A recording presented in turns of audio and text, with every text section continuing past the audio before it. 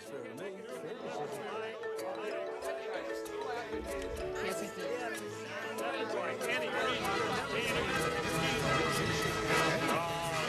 You don't know what fair is. You can't make it look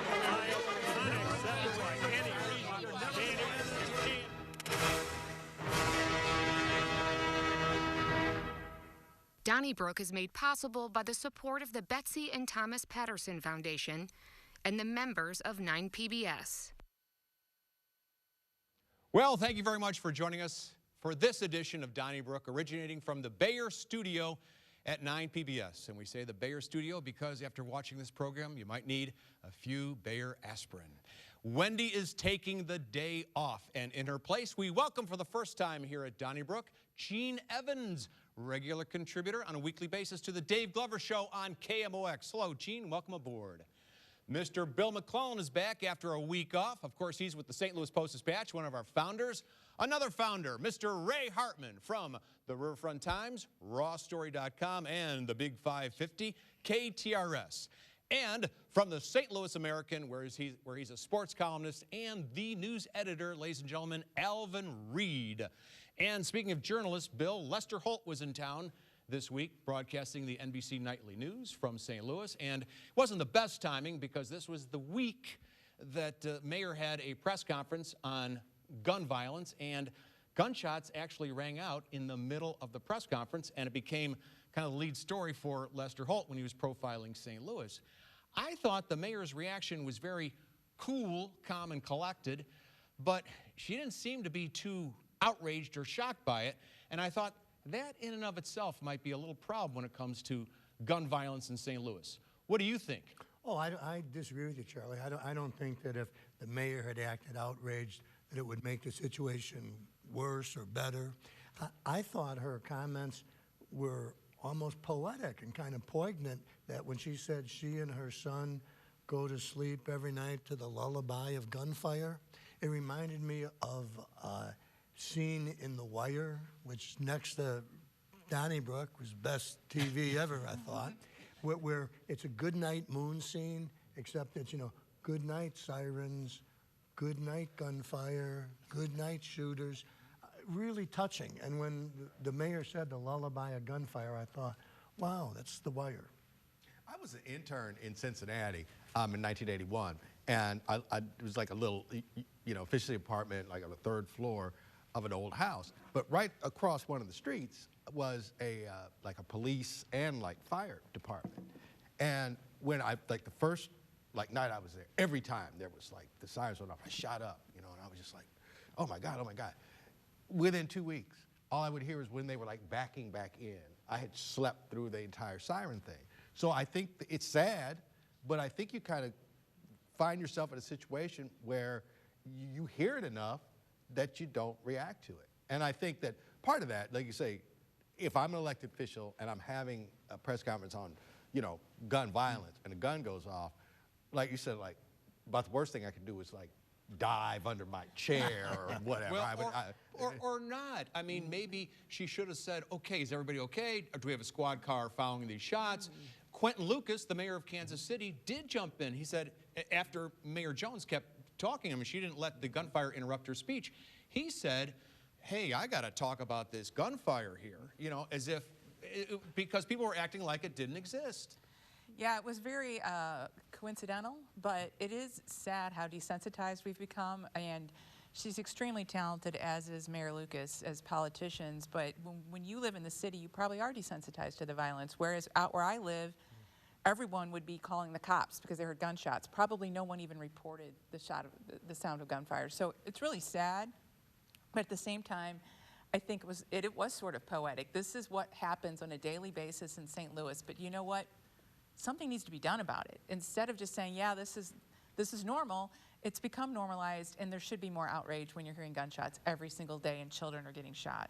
I disagree. I have to tell you, I think it was a great moment for her. First of all, the fact that she stayed cool and calm. I do not agree that she's desensitized to gun violence. I think most people I know in the city would react it's not like people in the city hear gunshots and they don't think anything. I think they aren't desensitized to it, and I don't think it should be portrayed as it's that common for that many people in the city to be hearing gunshots all along. I think in her case, she lives in a part of the city where, as Bill said, she was able, I thought it was a really good moment for her, because you don't get many spontaneous moments as a politician to react to things. And I thought she was so quick on her feet. The first thing she did is nothing. And I thought it wasn't scripted, but I thought Lucas looked good saying what he said.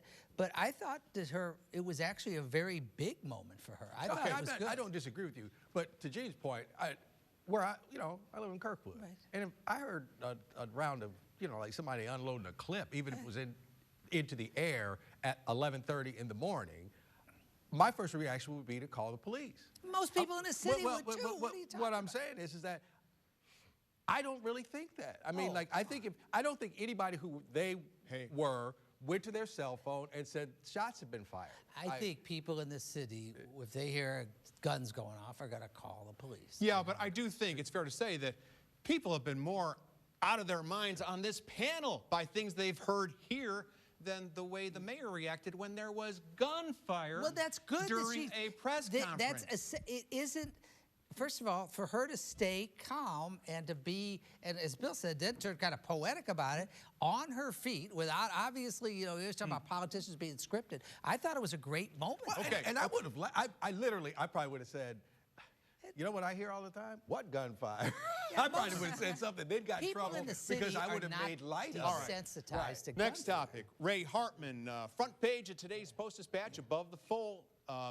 Josh Hawley, junior senator, state of Missouri, is being sued because it's alleged that his 2018 campaign conspired with the NRA through some shell corporations and some money that was in violation of federal laws, that his campaign specifically should not be operating in tandem with some of these organizations that fund campaigns.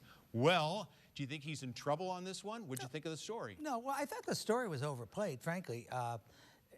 Do I think he probably did it, given his past? Sure, he most likely had a slimy arrangement with the NRA, and politicians do that.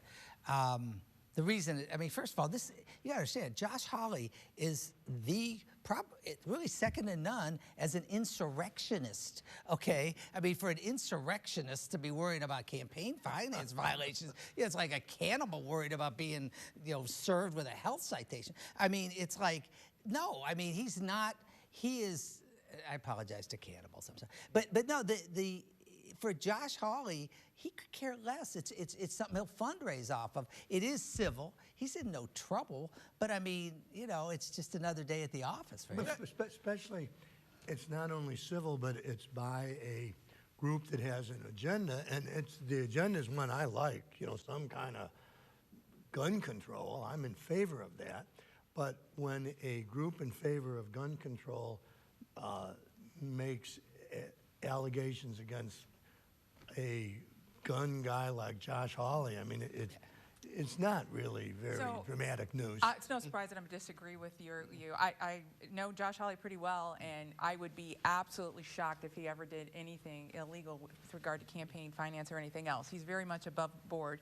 I do think he is a target because he's had such a high profile, and I think you will continue to see groups like this go after him, but it's civil, nothing's been proven. It's just an allegation at this point. So why it ended up on the front page, I agree with you on that. That seems a little overplayed, like, is this really the biggest news story of the day? Well, the Giffords organization did take it to the FEC, which did nothing with it, and so that's why they went to court.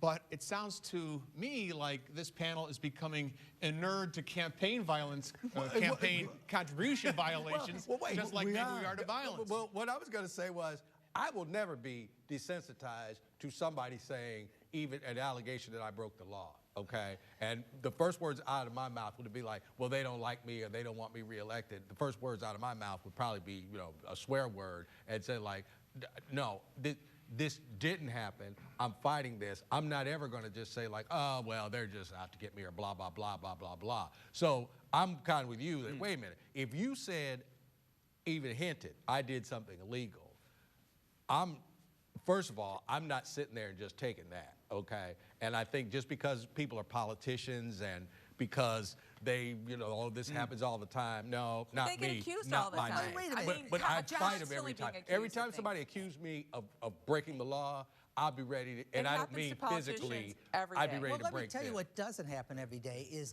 the Attorney General of Missouri is not accused of having his campaign run his office out of his office for a full year, which is what Josh Hawley was plausibly accused of. His campaign was running his office. He was barely here. I mean, he barely showed up as Attorney General. I saw him all the time.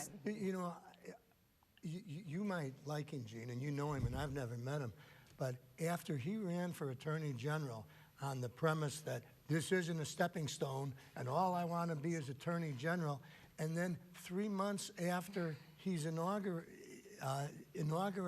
he's announced that he's running for Senate like he had never heard of the U.S. Senate. I mean, from that point on, when people say, at least he's honest, I go, well, I don't know. So, Fair But point. isn't it true, though, that there are a lot of campaign contribution violations, Yes. and at least at the state level, and people get fined? And I don't know if we ever follow up to find out if any of these politicians No. actually pay the fine. No, Well, I think I'll we tell do. you, They to have that to pay. point, Eric Greitens got possibly the largest civil fine ever and this is what he used as a stepping stone to announce in February. I just wrote about this. He paid, I think it was $180,000 he was fined, and they have a deal that the politicians have somehow negotiated where if you pay it on time, you only have to pay 20%. And I remember saying at the time, gee, which citizens I could think say, it's I'll take, 10%. or maybe it's 10%. I thought it was 10. I was Whatever gonna say, I it thought it was, was it's 10. like, State I'll level. take, if you get State, fined not for federal. speeding, But I'll take the but a politician's violation at punishment. the federal level, You go to jail. Yeah. Well, but I'm talking about at the state level. And so Yeah. here, Greitens. Okay. Oh, Gene, let's continue the topic with Senator Josh Hawley, whom you admire. He, this week, came out in a speech saying that in the United States we are attacking masculinity, that the American male is being diminished, and it's resulting in a lot of guys turning to porn and excessive amount of times on video games. And I don't know exactly what's causing what, but apparently a lot of people are into porn for whatever reason. But also, we have seen studies at the USA Today and New York Times that the American male is not going to college in the same percentages that it was, not going to medical school or law school. I think the American male is in a rut. What do you think?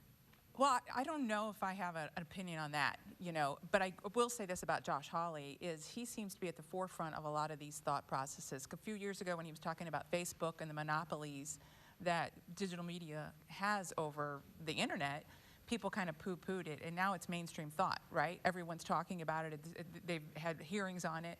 So one of the things I admire about him is he's not afraid to stick his neck out on some of these things. He's not waiting to see how something plays in the polls before he makes a statement. So if this is something he feels strongly about and he's out talking about it, I wouldn't be surprised if it became mainstream in 6 months to a year. I think this is just some more, not nutty, but I mean, the guys are guys, just like kind of we always have been. And I think it's a very, very, very, very, very small percentage that have lost their masculinity or lost their way, or if you're not going to go to college, that's because somebody you're not all man.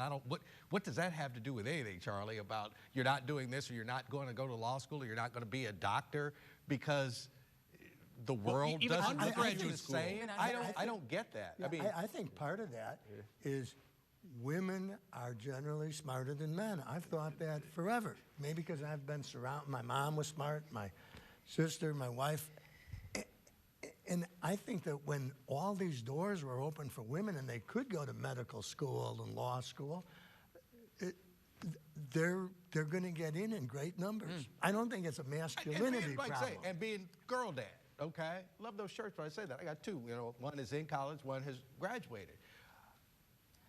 If you said something, just even the slightest bit out of line on one of them, you're going to get punched in the face, okay? That has not changed, all right? There's this I don't Charlie, know. I don't think this is there's a book called Hillbilly Elegy, and it does describe pretty well how in America right now there are guys who are down and out. Well, but that doesn't There's mean always been the guys guy's that are always down been and out. down and out. No, There used to be John Wayne. Where's the current Charlie, John you Wayne? This is not, first of all, whatever you think for Holly's fine. This is part, he's very sharp, and he's a wealthy banker's son who's trying to portray himself as this Opie Taylor, Midwestern farm boy. And this is a very calculated and smart little sliver of the culture war.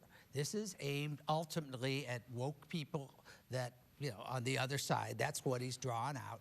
And I mean, I think it's nonsense. Really? But yeah, I do think it's nonsense. I mean, it's just nonsense. There are people who attack guys for being guys, and they are a foil in the culture war, and that's what he's going for. I think the premise of it's nonsense, and I don't disagree that he says things for effect before everybody else does. Here's don't what I think's disagree about happening. that. Pot sales are through the roof, and these guys are just smoking pot Alvin Reid and hanging out and not applying for jobs, and they're on the sidelines. And the proof is, in Illinois this past week, it was reported that in the first 10 months of the year, in the land of Lincoln, of all places, $1.1 billion in marijuana sales. Right. And as Bill said, I think women are responsible for at least a little bit. Thank you, Al. No, I mean, it's like, it's just one of those things where Illinois kind of saw the light.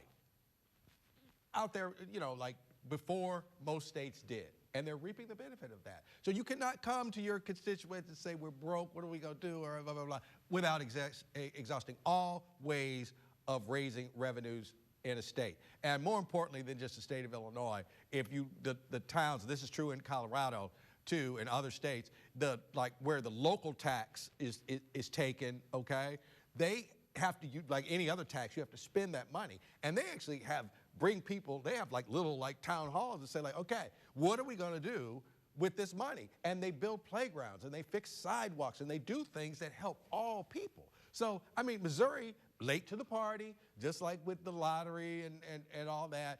But let's not miss the party altogether. Well, you know, it's interesting. I wish they could do a study on this.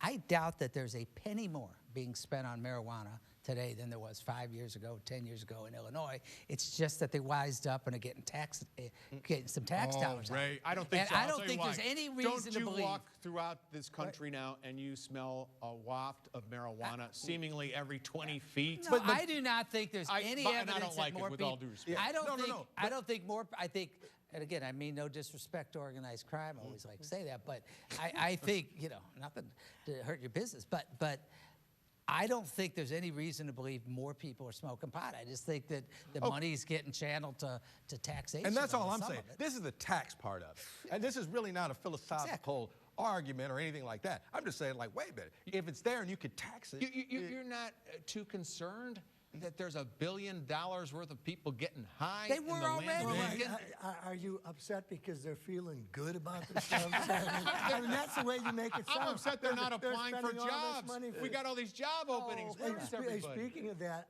I'd like to go back to the last thing we were talking about women, and make a correction. I said that I've been surrounded by smart women, my mother, my sister, my wife, and I forgot to mention my daughter. Absolutely. Oh, yeah. How about your Very granddaughter? smart and Good point. And What- while we've got you on the Charlie, hot seat here, I want to Charlie? ask you about Camp Cole. This was the homeless shelter for 40 guys and maybe some gals after the encampment next to Square, your old building, 900 North Tucker. They called that Interco Plaza. Well, it got out of control. One guy was shot, and Jim McKelvey sent all his employees home and said, don't come to downtown St. Louis because this place is a chaos. So they put together this encampment at 14th and Cole. It's called, I don't know, Camp Cole, of course. And they ran out of money.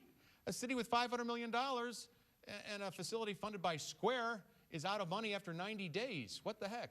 I do not understand it at all, because the city is awash in all this pandemic money, and it seems like a good use of it would be to help these people who are homeless and have been kicked out of the Interco Plaza, and it doesn't seem like it's that expensive to have a warehouse and get help. And as much as I say women are smarter than men, I don't know what Mayor Jones is doing on this one. I would just have to know how the money gets from point A to point B on this one. I know that there's, you know, that money and that pot of money is there, but before I would can make any really judgment on that, I don't know how it gets from, like I say, from point A to homeless shelter. Can the city just write a check? And who does it go to? Well, and who runs it? Maybe she's got to use the bully pulpit and shake down some corporations. Well, no, I agree with you on that. Yeah, I'm just saying that's one where It does seem like there's an awful lot of COVID money that's been floating around, and I don't understand why it can't be used for this. It seems like a very good use of funds to take care of these folks, especially with the winter. I mean, it's getting cold. Right. I agree. Now, there may be some stipulation that it can't go directly to the homeless shelter unless the homeless shelter is recognized by the state. And shift things around. Yeah, there's always a way to shift things around when it comes to government money. There's no doubt about that. Shifty. I don't think it's a very good long-term solution. And the city, I know it's easy to sit here and talk about it, but the city's got to focus on long-term solutions. And Camp Cole is not a long-term solution. And so I do hope that the COVID money is, I think I understand the point, but I don't think we should be looking at COVID money as the answer for everything that isn't. Well, what it's it's for intended housing. for. Well, no, I'm saying it might be, but I think this is a bad long-term solution. All right, well, speaking of money, Gene, you've been around Missouri politics, former chair of the state GOP, and you were a state rep. What do you make of this plan by the major sports teams in our area, including the new MLS franchise, the Blues, the Cardinals, to go to the voters to see if the voters would like to approve gambling for sports? This in a state which was supposed to have champagne coming out of the faucets at schools after the lottery and casino gambling.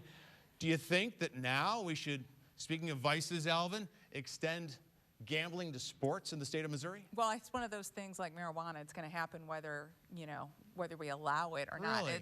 It's happening. But there's been bills to pass this since I was in the legislature, and it hasn't gone through. So what happens is, after several years of trying to push things through the legislature, whether it was medical marijuana, legal marijuana, and now sports betting, people go to the IP. They want to do an initiative petition, take it to the voters. It will probably pass. But as far as money goes, it's only estimated to generate about $12 million a year in revenue for the state, which is not a lot of money in terms of the state budget. And it'll be more than that. It will. Because right now, okay. That's just you alone. Well, no, I was going to say that, well, it's got one vote. All right, it won't get shut out at the polls. I can take my phone out and make a bet right now. Right. Okay? And I don't, okay? And then you could go over to Illinois and place a legal wager as well. So the sports teams just want this money.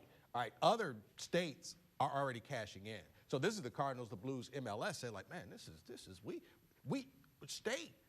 If you want to help a business out, I don't care that I'm a billionaire owner. Like, if you want to help a local business out, pass this because I'll make more money. And if I make more money, that's great for the entire city and the state. So, I mean, it makes business and political sense. But what about the guy who bets the kids' milk and shoes? He could already bet it. He's already bet. The problem, I don't disagree that gambling doesn't have downsides. First of all, the state is in the gambling business. A lot of times, the state government, with the lottery, it's more, when the state acts, moralistic about it, it's because they don't want somebody cutting in on their turf. I mean, they're in the gambling business. But haven't we right now, if you go to DraftKings, wherever you go, everybody can bet, okay? So it's a little bit like we were talking about with marijuana, and you made this point about, Illinois. Guess what? Here we are in marijuana-free Missouri, and people are having trouble finding employees. So I just don't think if it was going to be a meaningful, right, but it's not going to affect anything. Half of Americans haven't a penny saved for retirement, and the House always wins. It's going to put more people in worse financial shape. I'm not arguing about its virtue. I'm arguing that it's real and it's already here. What's it like? It's Blazing already Saddles, the lepetamine. mental health facility and casino. This bill is important to the insane gambler. Right? I mean, we can't be worried about that. All right. About less than 2 minutes to go. And then, Alvin, we're going to talk to Chris Krehmeyer from Beyond Housing on the second half. I want to ask you about the police in the county. Only 2 out of 3 are vaccinated. Give me a quick thought on that one. Well, I think I am a... If you're going to be in public service, I think you should be vaccinated. And if it's that you can't make people do it, I would try to get as close as I could. At 66%, 66% is too low in my estimation, but let's get it up to, 85, 90%. And then you're better off than most of America is. And in fact, where are we at in America? 50-something? Yeah, so actually that's better than America. Yeah, Missouri's about close to 50%. I still think they need to look at natural immunity, and I know that for some of the police officers, that's part of their issue. They've already had COVID. They feel like they're protected. They've talked to their doctors. They're comfortable with where they're at. So I think that that is part of the issue. I don't know if that's the issue for all of them, but I think that natural immunity is part of the issue. And in some places, they do accept natural immunity instead of getting a vaccine. Not here locally, but in other places. I think it should be a requirement. I think it's not a mandate as much as it's a condition, the same one we have for kids having polio vaccines if you want to go to public school. I think it's the same principle. If you want to be a police officer, you're going to get vaccinated. That'll have to be our last word, Ray. Thank you so much. Let's go to the mailbag and see what people had to say about last week's program. St. Louis City Police, or any police addressing speeding vehicles versus those with expired license plates and non-working safety lighting, should not be mutually exclusive. That from John Johnson. Thank you, Mr. Johnson. We also heard from loyal viewers Joe and Sharon. As Alvin would say, okay, admit that a mistake was made. You tried, but this new set is absolutely cold and impersonal. Go back to the homie roundtable. Well, Joe and Sharon, we'll have a new set next week. You can write us care of 9 PBS, 3655 Olive Street, 63108. Don't forget those emails, donnybrook@9pbs.org, and those tweets, #DonnybrookSTL. Listen to the podcast on Apple, Spotify, TuneIn, and Google Play. And don't touch that dial under any circumstances, because Chris Krehmeyer from Beyond Housing, the president and CEO, will join us to talk about food deserts in the St. Louis area. Thanks to Gene Evans for sitting in for Wendy Weiss. Wendy will be back next week. Don't go away. Donnybrook is made possible by the support of the Betsy and Thomas Patterson Foundation and the members of 9 PBS.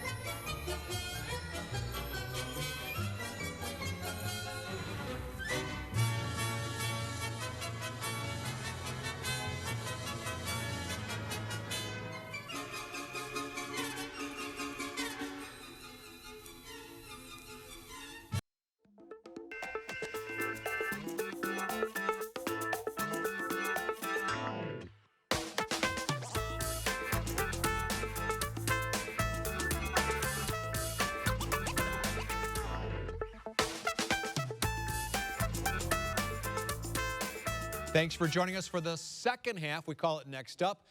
It's where we interview community leaders about the issues of the day. And today we're so proud to welcome back Chris Krehmeyer, who for 28 years has been the president and CEO of Beyond Housing, place-based initiatives, this time in the Normandy School District, trying to provide a variety of services, including housing, to people in this neck of the woods. Thank you so much, Chris, for joining us once again. How are you? I'm great, Charlie. Thanks for having me again. Well, we saw recently that an important grocery store, a Save-A-Lot, in one of your developments has pulled up stakes. And it's a real issue because, according to the federal government, we defined a food desert as some geographic area where residents have to drive more than a mile to get some groceries. Is this area in Pagedale now what we would consider a food desert? Yeah, again, the frustrating part for us is the store had been open for 11 years and had been doing really well. So We're not quite sure exactly what happened, but yeah, it's going to be frustrating and hard for the residents to live there. But quite frankly, we're confident we're going to refill the space. I mean, we own the building, we built it, we own it, and we're confident we're going to get somebody to fill the space, whether it's another grocery store provider or somebody else.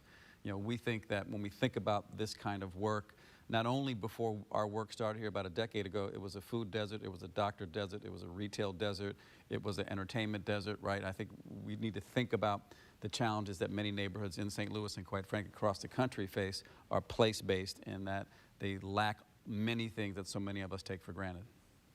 You know, on the grocery store, and I've read that they're low-margin operations and always on the very edge.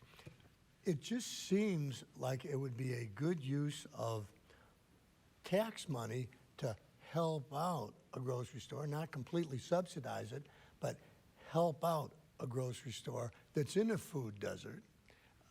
Has the state been any help to you at all? Bill, that makes a ton of sense. The state, no, but I think as we think about investing in communities, I think your point is exactly right.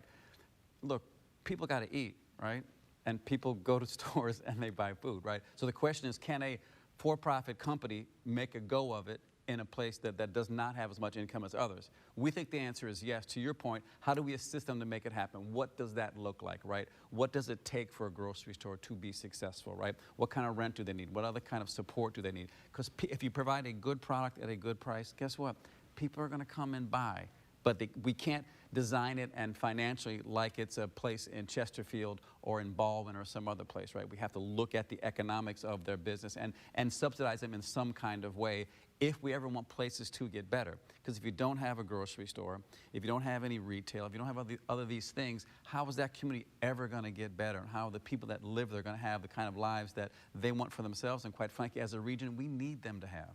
Now, I was going to say, and it doesn't seem like you need to, we're going to publicly finance this place. Just a little bit of help might be enough. If it lasted 11 years. Yeah, correct. So for us, it's whoever the new provider is, we want to be a real partner and say, look, we're the landlord, but for us, I don't need to make a profit. I need this community to have a grocery store that works and serves their needs and provides them fresh, healthy food at a good price. Let's talk about what do you need from me as a landlord or us as a region to say, we need your grocery store to be successful. And oh, by the way, did you know across the parking lot there's a bank that's there already, Midwest Bank Center, and that bank is successful. And down the street there's a movie theater, right? How do we make sure all of these things are successful so people say, wow, this is a good place to live. Look at all the amenities that we have. Not only do I want to stay here, but I want to tell other people, yeah, come live here too, because we have all these things in our life that are the things that most of us want to have. Now, did the folks from Save-A-Lot, which is based in Earth City, did they say, okay, it's the pandemic,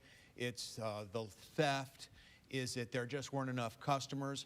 What reasons did they give you as a community leader why they were closing up? You know, they just said the economics didn't work for their model. Mm-hmm. Well, that could be almost anything. But let's say you were someone operating a grocery store in a rather low-income area. What would you tell me? What are the challenges for a grocer in that area? Well, look, I think the challenges are, again, what are your margins? Bill already said it's a low-margin business. Agreed, right? So, again, what kind of products at what price points and what kind of volume do you need in sales? In this store, half the sales were with SNAP or food stamps as a function of, again, the income of the surrounding community, right? So what's the economic mix? So a grocery store doesn't really matter, doesn't really care if they pay with my debit card or with SNAP, because the only thing that happens with SNAP is not taxable, right? So again, it's not that big a deal. We have a TIF. This is the only TIF in the St. Louis region I think is a legitimate TIF, right? So in this community, so we get some tax residuals to help kind of make this thing work. So what we need a provider to do is tell us what your margin needs to be, what your sales need to be, and let's together figure out how do we make that happen. You know, in April, the Post-Dispatch had a story about you were planning another phase in the same area, and you wanted a tax exemption on construction materials, and the state said no, and you appealed it, and the appeal said yes, and then the state's taken it to the state Supreme Court, and the state's lawyers were claiming that it was a payola scam for your wealthy donors. what happened with that? And It's, we're waiting on the Supreme Court to send out the verdict, which should happen, I'm hoping, in any day now. We find it kind of ridiculous to assume that the work that we're doing, have been doing for decades, is not charitable, is what they said. Their assumption is if it's economic development, it can't be charitable. Well, the reason why no one does it in places like Pagedale and in our community is because it doesn't really work economically. That's why a not-for-profit has to come and try to, again, break the economic boundaries that will prevent a for-profit developer from doing it. Yeah, So, well, do you have wealthy donors who are making money on your projects, Chris? No. Do I have donors? Yes, that help us do the work. Of course I do. We're not for profit. But they're not getting money. No. Like if I were to give you $100, would Bill, I I be would say thank you. expecting I would say something thank back? you and give you a letter saying thanks for giving me $100. That's all you would get back in return, is a letter with my signature on, which is not worth anything at this point. No, it's just it's a ridiculous thing for the state to say. It doesn't make any sense. It's not corroborated. Matter of fact, they got chastised by the administrative judge for even raising it, because they said you just can't say that without any evidence, because they had no evidence. They were just kind of speculating out loud, and the administrative judge, quite frankly, told them you need to stop that.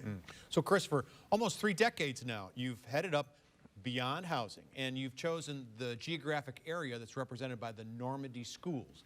That includes Pine Lawn, Wellston, Normandy, Pagedale. Not exactly the highest income area in the greater St. Louis area. In fact, one of the lower ones for sure. And your plan is to not just provide housing or a bank or a clinic or a grocery store, but a whole basket of services for the people who are there. And you're doing this as a not-for-profit. Is that about a fair summary of what you guys do? Yeah, the only thing I would add, Charlie, is 2 things. One, our methodology is called Ask, Align, and Act. So we ask this community, the people that live, the people that call it home, you tell us, like, what do you need and want? What are the problems? But more importantly, what are the solutions? Then we align the resources and partner with them, and then act, get the work done, right? So it's not about us saying, oh, we know what's wrong with you, and here we're going to fix your problems. No, it's we work for this community. So when they say, boy, we need a grocery store, so 11 years ago, we figured out how to build a grocery store. When they said we don't have enough entertainment, we figured out how to build a 4-screen, 375-seat movie theater showing first-run movies with the best ticket prices in town. When folks said there's not enough health care provided here, we brought our friends from Affinia to provide urgent care and primary care. When folks said there's no sit-down restaurants, we built the food hall that the state says shouldn't be tax exempt. Now we have 2 restaurants that just opened up about 2-3 months ago. Beautiful food hall. We have a clothing boutique that's going to open up. We have a fitness center that's going to open up. There's going to be a community kitchen. We've built several hundred units of single-family housing. We've rehabbed over 1,000 owner-occupied homes with mostly seniors living in those homes. We have 12 staff people embedded in the Normandy schools. We have 2 community health workers on staff. We work closely with all the mayors of these small little cities to help them be more effective and efficient at delivering their dollars. It's about place, right? And what makes up a successful place. Most of the places we live, we don't have to worry about the things working because they just do. Places like this need an organization like ours and financial support from the region to say, how do we, again, help them be successful? Because quite frankly, as a region, we're only going to progress so far if we keep leaving so many people behind. And I think we should have a new frame, not unlike what Bill talked about, is how do we invest in these places differently? How do we think about where our dollars go, both philanthropic and other dollars in the St. Louis region? If we don't fix places like the Normandy School District geography, and we pick that geography because that's where the kids are and that's how the tax base is set. If we don't fix places like that, what's going to happen to the region, right? Are we going to just keep moving further west? Are we going to keep abandoning places? That's not a strategy for success. We think once and for all, can we invest in the places that have not been invested in so many years? If we don't, we fear that as a region, we're going to continue to struggle. Chris, I know that you were doing foreclosure intervention long ago. Now, all of a sudden, there's all this pandemic money to help people who are possibly facing foreclosure, which makes me wonder, are you receiving any of this pandemic money, and are you in general, are you receiving any pandemic money? Yeah. And specifically, is it helping in the fight against foreclosures? Yes. Yes to both questions. To date, I think we've allocated close to $2 million in both rent assistance, utility assistance, and mortgage assistance to folks in the St. Louis region. It's a real issue. We are getting the money out. It is harder than we assumed, quite frankly. We still have about $500,000 left for people who live in the geographic boundaries of Normandy. So yeah, the money is getting out, not as quick, and we're like other parts of the region. We have a lot of money sitting around sloshing the system. We keep saying to people, you should not be evicted or you should not get foreclosed on because there's money available, right? Raise your hand, talk to the public sector, talk to nonprofits like Beyond Housing, and we'll help you through the federal system, which can be cumbersome because there is money available and you should not lose your house. Well, who do you get your money from on the pandemic money? Do you talk to local government officials, or Yes. are you getting it from the No, federal? the St. Louis County government has been the biggest driver of that. State of Missouri, we've gotten some funds there. We've also gotten philanthropic dollars too from generous donors. Okay. Well, they say in Massachusetts they've been able to streamline the form, the application form, and make it easier. And they give it to the landlords, Right. who would have a real financial incentive to fill it out. Right. Then the landlord just has to take it to the tenant for a signature. Is that done here? And if not, why not? So the streamlining has not occurred because the state has to bless that, and that hasn't happened in Missouri. Do we work with landlords? Yes, we do. The tenant still has to provide documentation as to their COVID hardship, right? The landlord just can't claim somebody hasn't paid me, okay, pay some rent, right? There still has to be documentation that something happened. It has a degree of flexibility, but there still has to be documentation that your loss of income was COVID related. Well, you know, the Missouri, I think it's the Independent, had a story on the money just not getting out of the system. The county's actually pretty good. 71% of the rental assistance has been delivered. Right. City of St. Louis, 57%. But then you go to the state of Missouri, for whatever reason, just 18% of the federal pandemic rental assistance has been distributed. Right. And some people say it's probably because while the federal government allows those who are administering this program to take up to 10% in administrative fees, the state capped its administrative costs at 2.5%. So they don't have that many workers.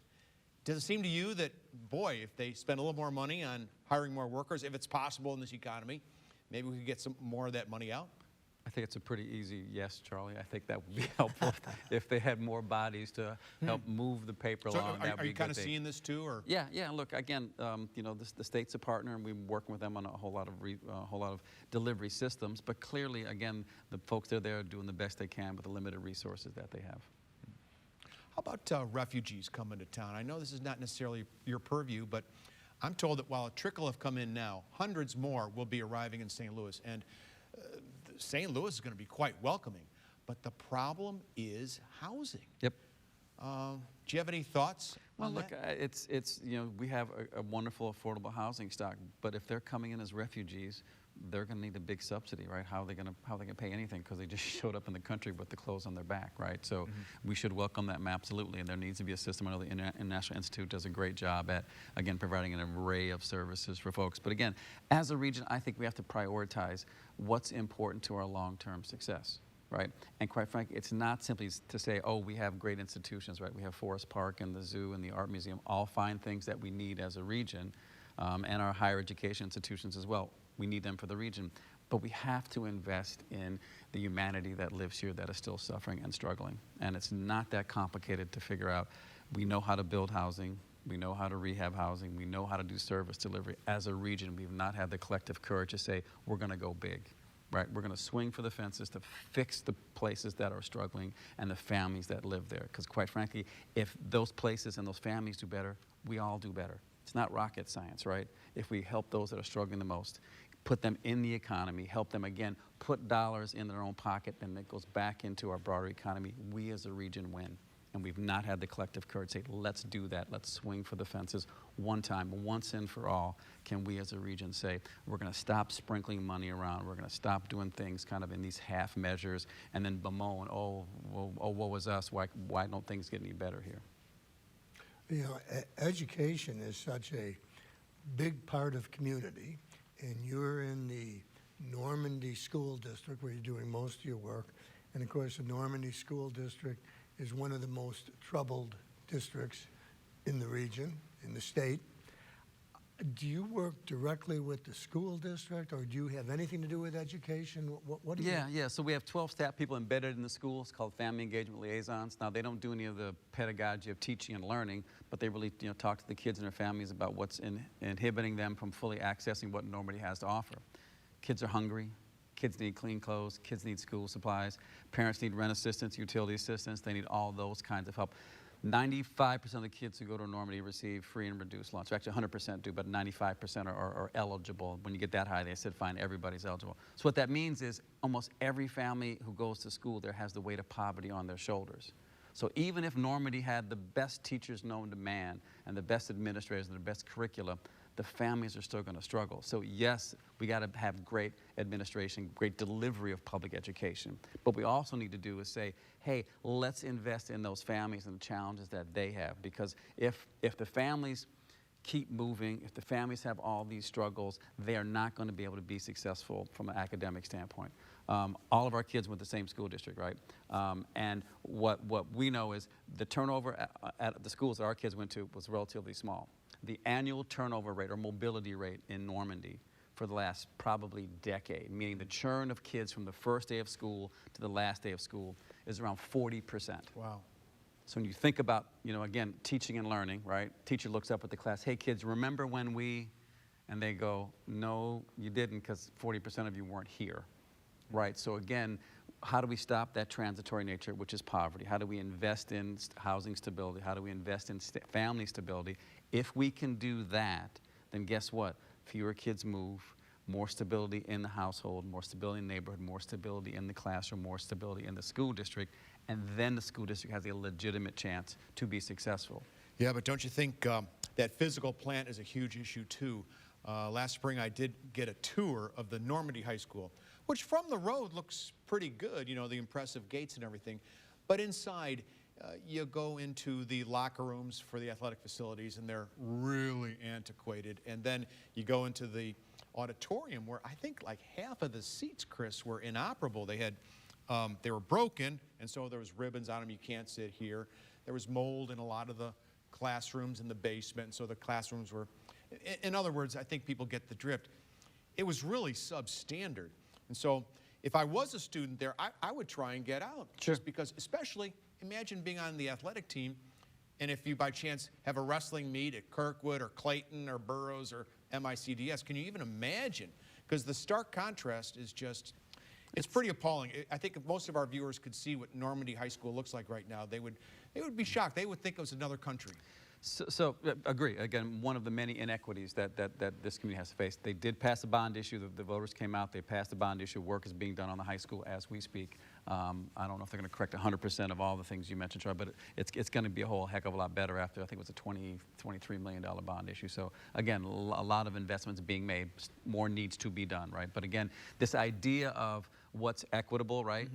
And the same expectations for kids to go to Normandy versus kids to go to Clayton, to me, that doesn't make a whole lot of sense, right? In terms of, yes, we should have the same expectations, but if the resource gap is so dramatic, right? And somehow we're shocked that kids don't do well in Normandy. Well, guess what? If we leveled out the resource delivery and made sure we were investing in those families and in those neighborhoods, guess what? The kids will do better, because guess what? Kids can learn, right? If you give them the right context and the right environment, home environment, in the school building, kids can learn. It doesn't matter if they're from Normandy, Clayton, or wherever. Again, as a region, we have to figure out how are we going to invest in communities in place, right? So right now we fund public education by property value. Right.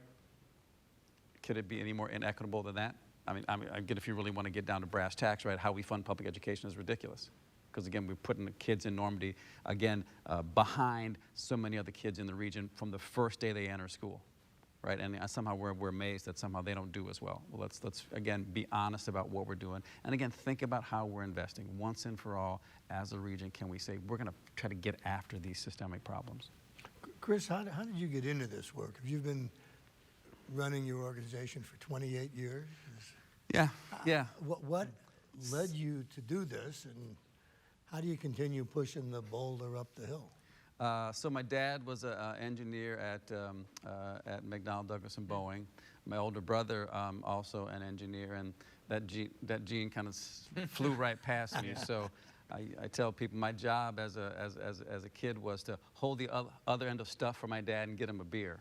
right? So when it came time to go to school, I somehow got into Washington University. I think they weren't paying attention back in the late 70s, early 80s when I applied, and got my degree in urban studies, which my dad, I think, asked me, what the hell is that?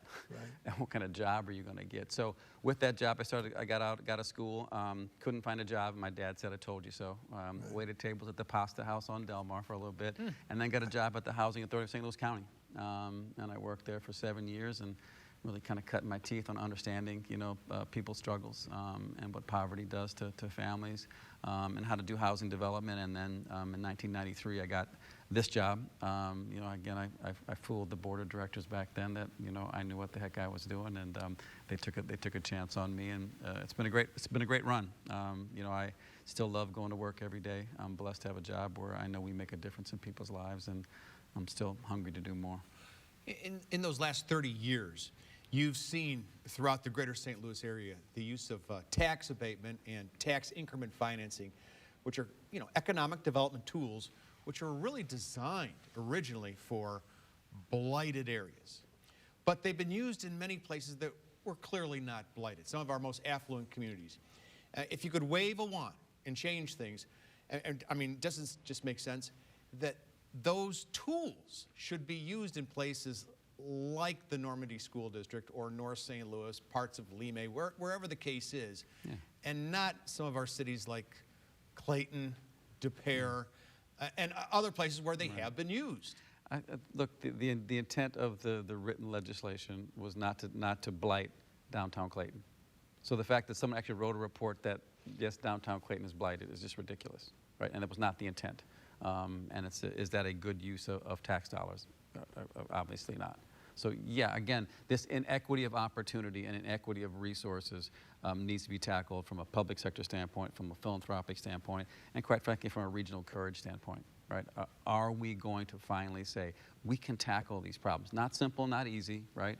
And it's not going to happen in one election cycle, but it sure as heck is not going to be changed by the way we're doing it now, which is sprinkling money a little bit everywhere, bemoaning the problems we have, and again, not being courageous enough to say we need to invest big and we need to do things in a much different way.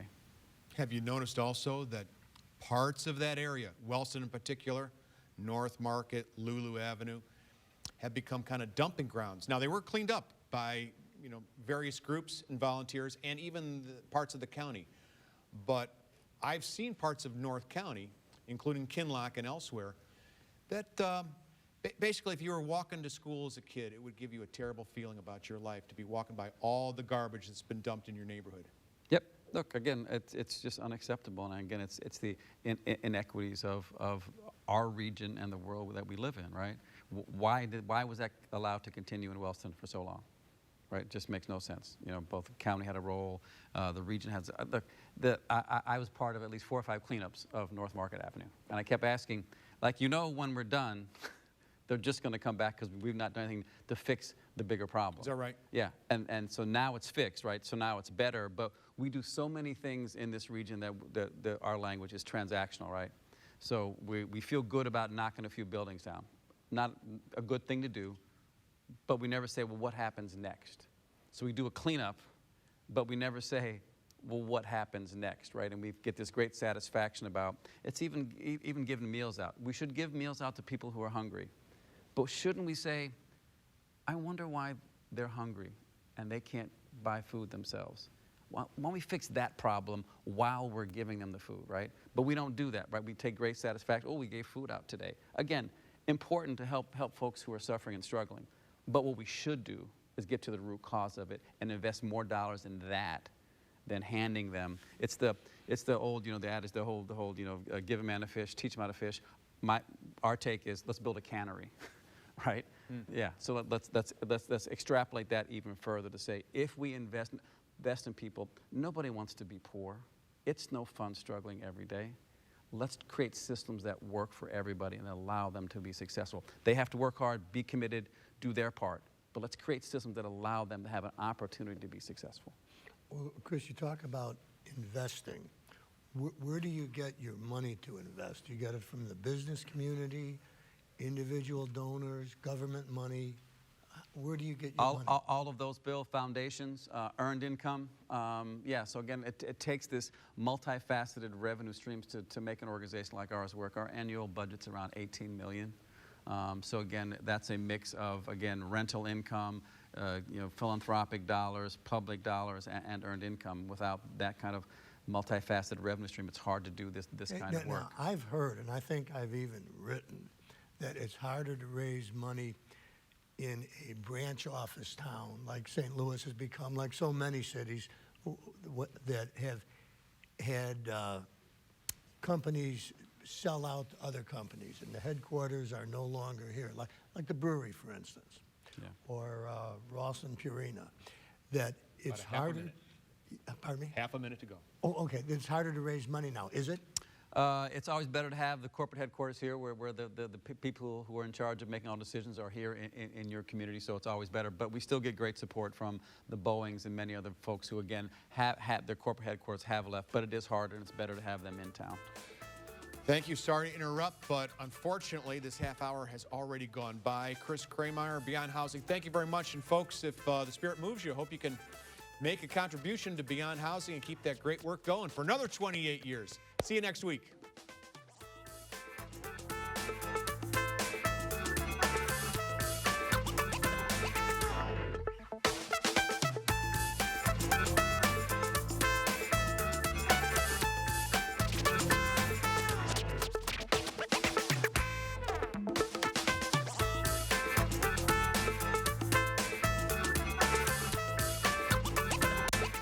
Donnybrook is made possible by the support of the Betsy and Thomas Patterson Foundation and the members of 9PBS.